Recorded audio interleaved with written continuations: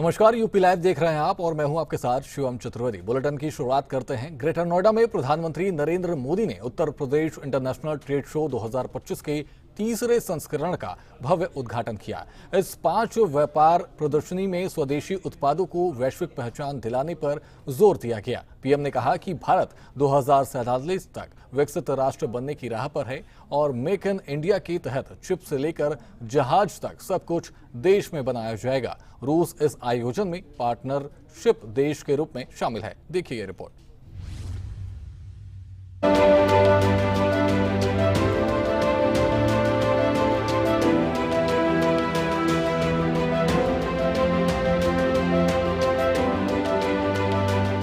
Greater Noida के India expo mart में Uttar Pradesh international trade show 2025 का तीसरा संस्करण शुरू हो गया।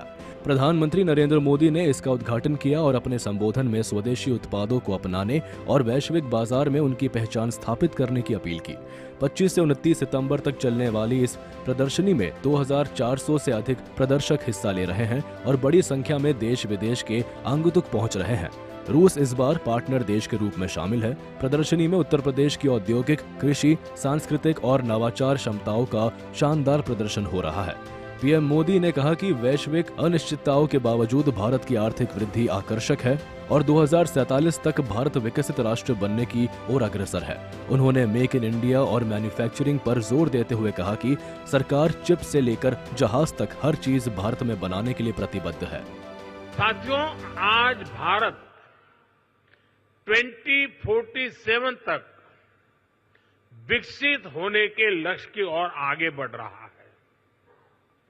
दुनिया में हो रही डिसरप्शन और अनसर्टेनिटी के बावजूद भारत की ग्रोथ आकर्षक है।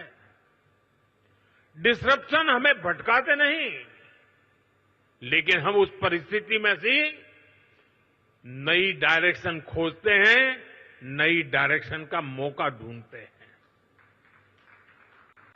इसलिए इन डिसरप्शन के बीच आज भारत आने वाले दशकों की नींव मजबूत कर रहा है और इसमें भी हमारा संकल्प है, हमारा मंत्र है आत्मनिर्भर भारत।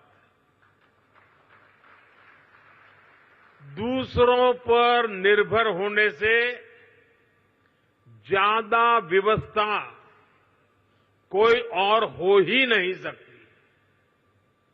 बदलती हुई दुनिया में जो देश जितना ज्यादा दूसरों पर निर्भर रहेगा, उसकी ग्रोथ उतनी ही कॉम्प्रोमाइज रहने वाली है। साथियों,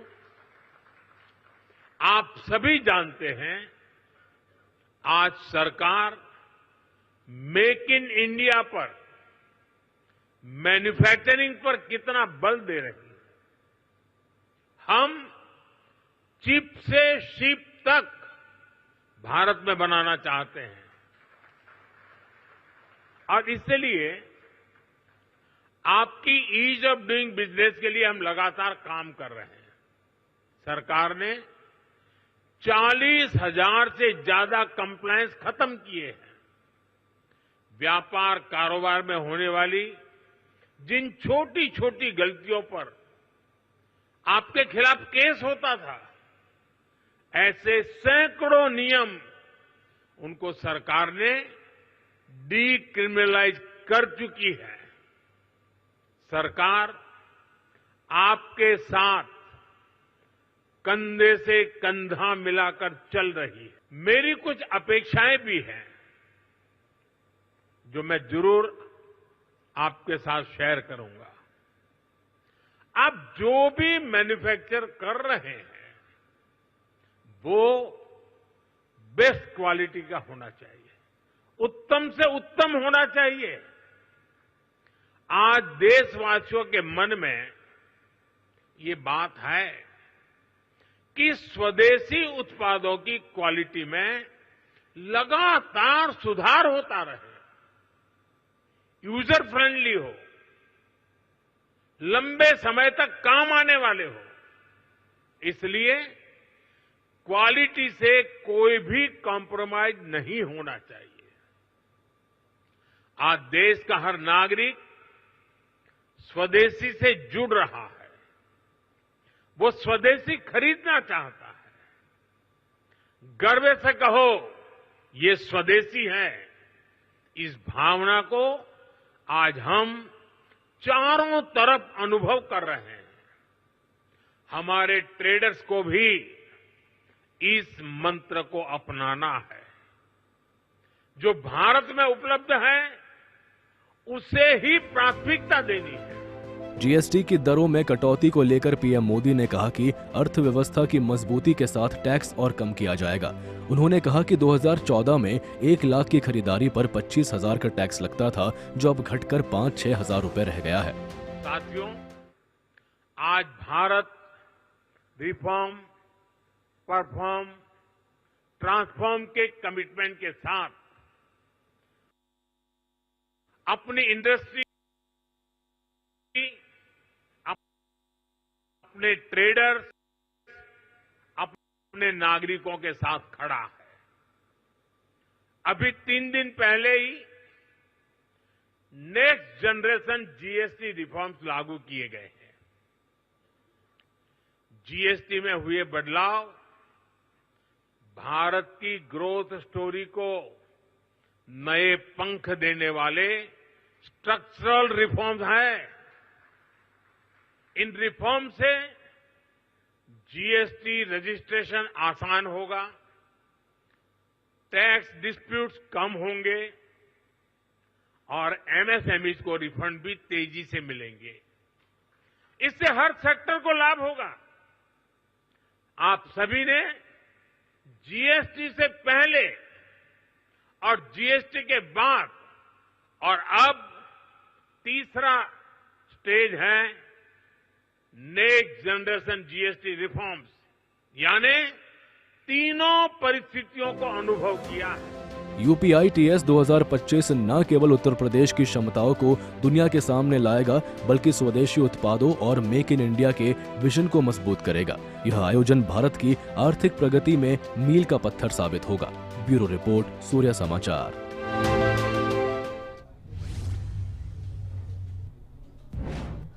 इस दौरान प्रधानमंत्री नरेंद्र मोदी और मुख्यमंत्री योगी आदित्यनाथ ने प्रदर्शनी का अवलोकन किया और महिला उद्यमियों से भी बातचीत की। सीएम योगी ने अपने संबोधन में कहा कि अब युवाओं को जॉब क्रिएटर बनने का समय है और जीएसटी सुधारों ने बाजारों में रौनक ला दी है। देखिए ये रिपोर्ट।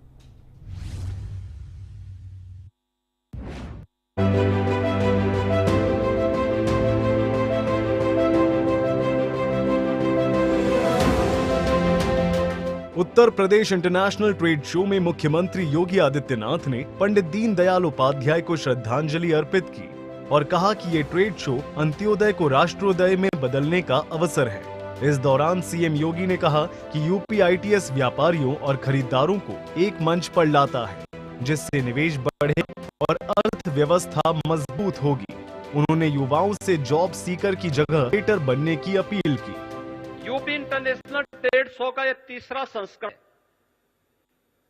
और मुझे बताते हुए प्रसन्नता है कि इस समारोह में 80 देशों के 550 से अधिक बायर्स भी भाग ले रहे हैं और इसमें 2250 से अधिक एग्जीबिटर्स उत्तर प्रदेश के सभी 75 जनपदों से सहभागी बनकर के ब्रांड यूपी का उत्सव पिछले 8-8.5 वर्ष में आदरणीय प्रधानमंत्री जी के मार्गदर्शन में उत्तर प्रदेश औद्योगिक क्रांति, परंपरागत उद्यम को फिर से दिया ज्ञान, उत्तर प्रदेश की समृद्ध सांस्कृतिक विरासत और सामाजिक विविधता को भी यह ट्रेड शो यहां पर प्रतिबिंबित कर रहा है। उत्तर प्रदेश राज्य को देश और दुनिया के सामने शोकेस करने का यह एक बेहतरीन प्लेटफॉर्म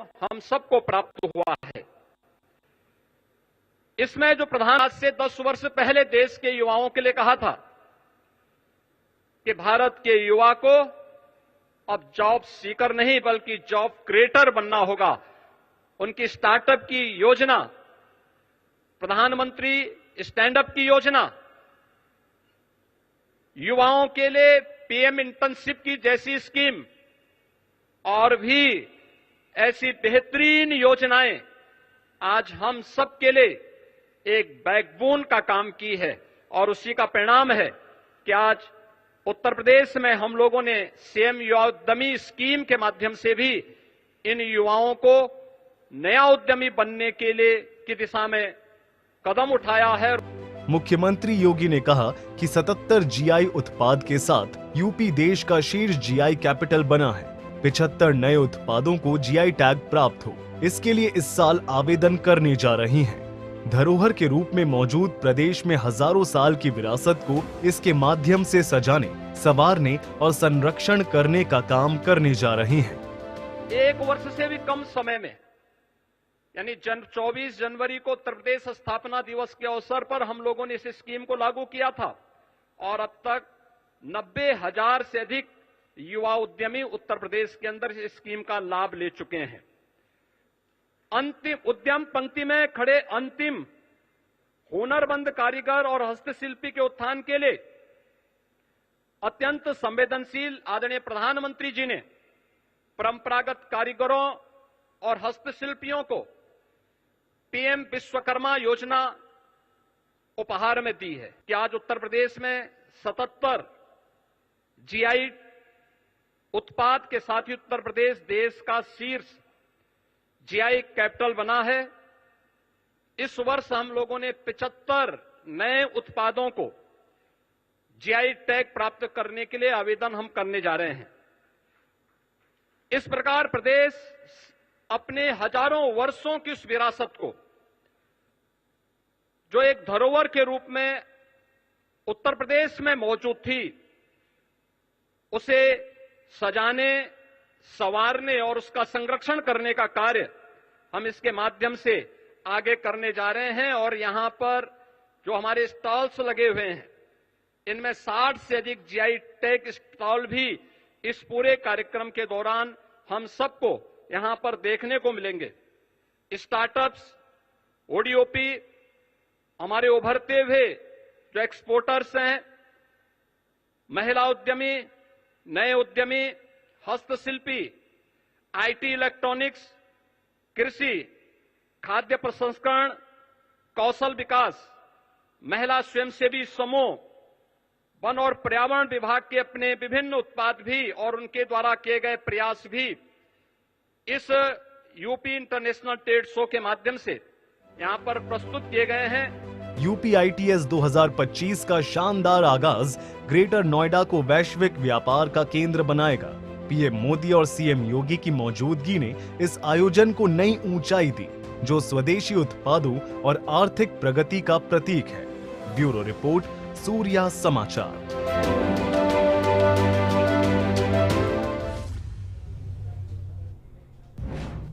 वहीं गाजियाबाद में मिशन शक्ति अभियान के तहत एक अनूठी पहल की गई। इंदिरापुरम थाने में 11वीं कक्षा की छात्रा विदुषी को एक दिन का थाना अध्यक्ष बनाया गया। विदुषी ने न केवल थाने का कार्यभार संभाला, बल्कि पीड़ितों की समस्याएं सुनी और समाधान के लिए आदेश भी दिए। इस पहल ने महिला सशक्तिकरण को नई दिशा दी है। देखिए ये रिपोर्ट।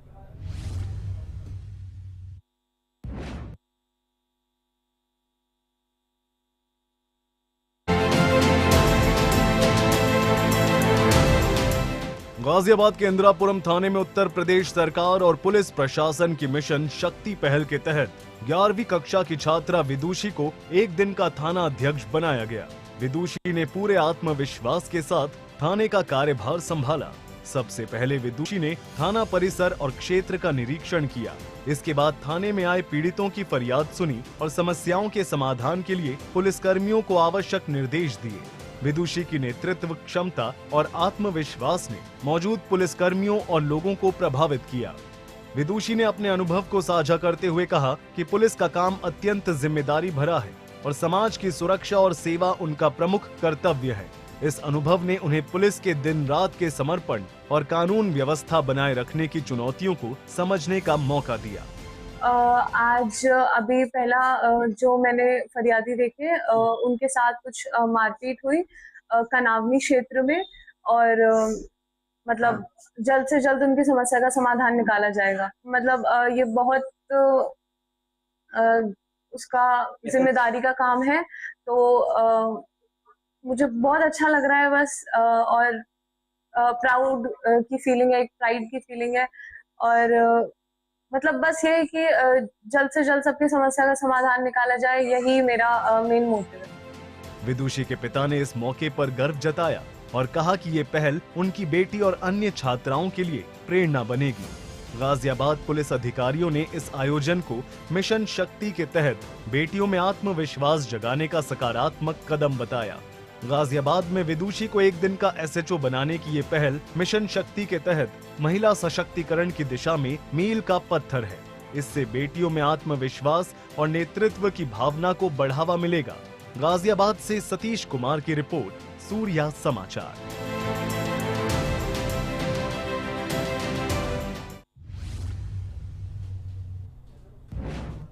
वहीं उत्तर प्रदेश में अपराधियों के खिलाफ पुलिस की सख्ती जारी है। लखनऊ में एक बार फिर पुलिस और बदमाशों के बीच मुठभेड़ हो गई, जिसमें एक बदमाश घायल हो गया और दूसरा फरार हो गया। यह मुठभेड़ 20 सितंबर की गोलीकांड घटना से जुड़ी है। वहीं बहराइच के मुर्तिया इलाके में चोरों के साथ मुठभेड़ में एक घायल, 3 गिरफ्तार। मैनपुरी में SOG और बदमाशों की मुठभेड़ में 2 आरोपी घायल। लूट के आभूषण बरामद किए गए हैं। देखिए ये खास रिपोर्ट।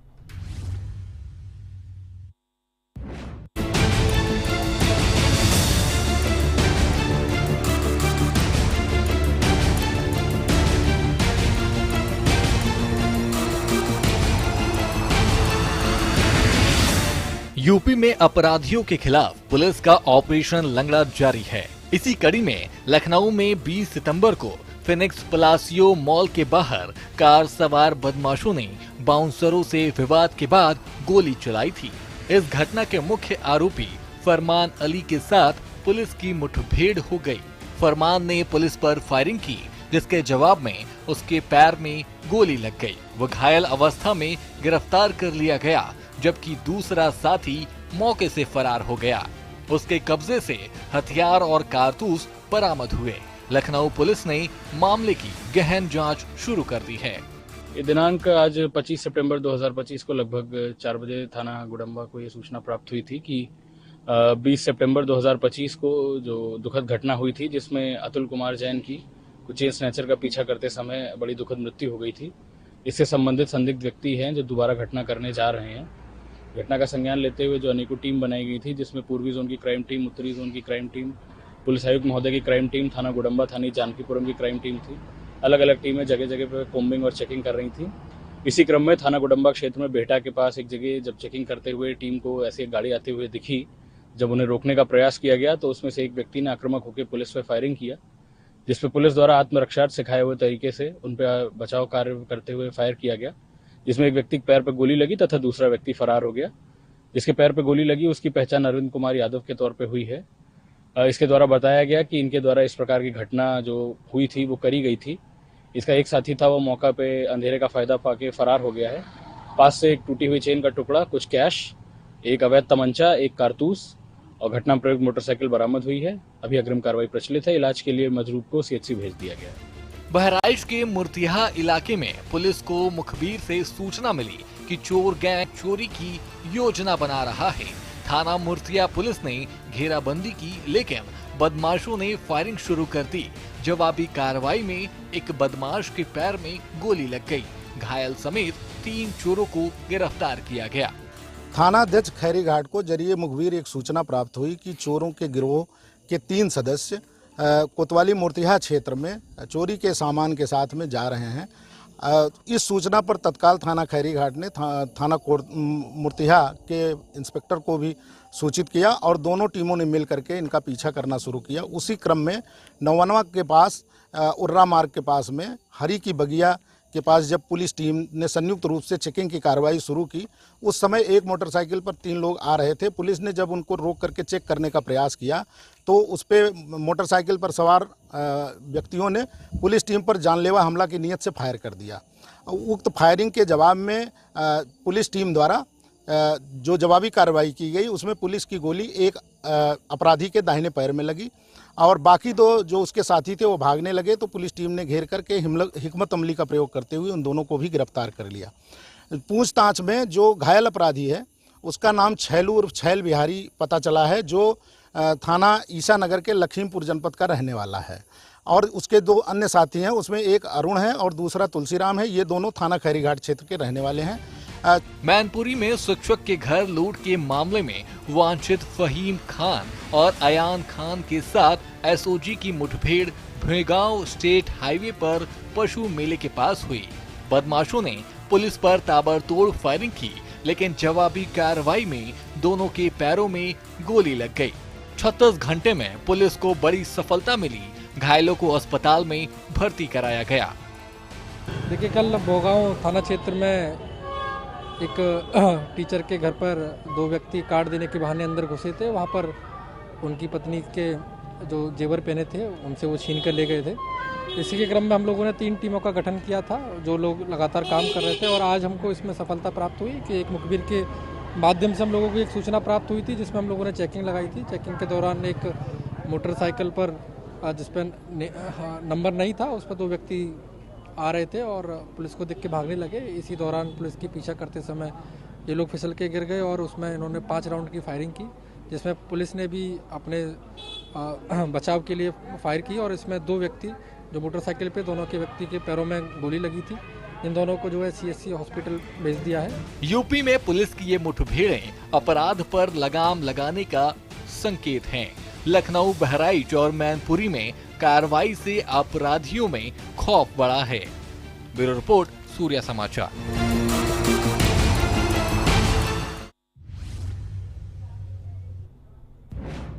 वहीं उत्तर प्रदेश के बहराइच में आदमखोर भेड़ियों का कहर थमने का नाम नहीं ले रहा। तहमसी तहसील से शुरू हुआ ये आतंक अब कैसरगंज तहसील तक फैल चुका है। मजारा तौलकी क्षेत्र के गांवों में पिछले 15 दिनों से साए मंडरा रहे खूंखार जंगली जानवरों ने अब तक 4 मासूम बच्चों को अपना निवाला बना लिया है, जबकि 1.5 दर्जन से अधिक ग्रामीण घायल हो चुके हैं। ग्रामीण रात रात भर लाठी थामे जागते रहते हैं। डीएम अक्षय त्रिपाठी ने प्रभावित गांवों का दौरा कर वन विभाग को कड़े निर्देश दिए हैं। देखिए रिपोर्ट।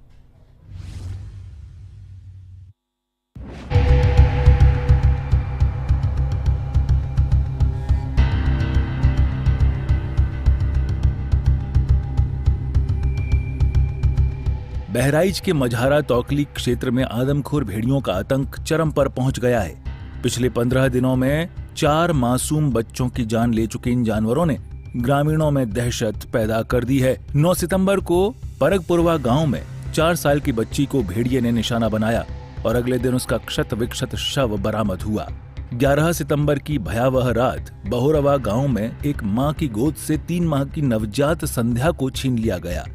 मां की चीखें गूंजी, लेकिन ग्रामीण पहुंचे तो केवल बच्ची का क्षत विक्षत शव, ब्रेसलेट और कपड़े मिले। आज यहाँ मजरा तौकली के बाबा बटवा मजरे में एक 3 वर्षीय बच्ची को दिन में 3 बजे वन्यजीव उठा के ले गया, क्योंकि घायल अवस्था में जो है घर से 500 मीटर दूर पर मिली है और उसको अस्पताल ले जाया गया, कि उसको बचाया नहीं जा सका। ये यहाँ इस क्षेत्र में जो है फकरपुर ब्लॉक में चौथी जो है घटना है जिसमें ये हुआ है। और उसमें लगातार वन विभाग, प्रशासन और जिला स्तर की टीमें लगी हुई हैं। लगातार मॉनिटरिंग की जा रही है, घरों के सर्वे किए जा रहे हैं, जिससे कि जहाँ छोटे बच्चे हैं और जहाँ पर उनके देखभाल करने वाले कम लोग हैं, जहाँ घर कच्चे हैं, उनकी जो है निशानदेही की जा सके और उनके लिए विशेष व्यवस्था की जा सके। ये क्षेत्र गन्ने की प्रमुख पैदावार वाला है, जहां घने गन्ने के खेत भेड़ियों के लिए आदर्श छिपने की जगह बन गए हैं। रात में होने वाले हमलों के कारण थर्मल ड्रोन और नाइट विजन कैमरे भी नाकाम साबित हो रहे हैं। ग्रामीण रात भर जागकर लाठियां थामे पहरा देते हैं। डीएम अक्षय त्रिपाठी ने प्रभावित गांवों का दौरा कर स्थिति का जायजा लिया और वन विभाग को तत्काल कार्रवाई के निर्देश दिए।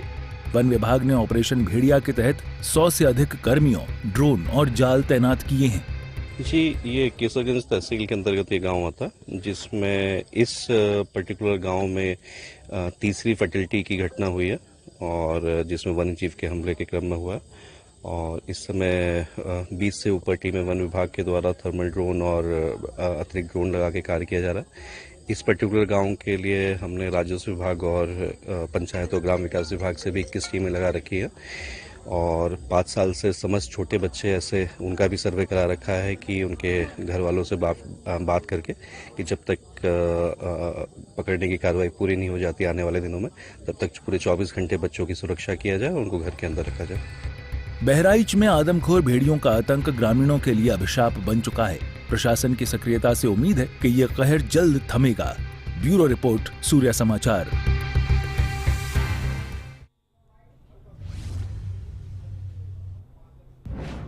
फिलहाल यूपी लाइव में इतना ही। आप बने रहिए सूर्या समाचार के साथ। नमस्कार।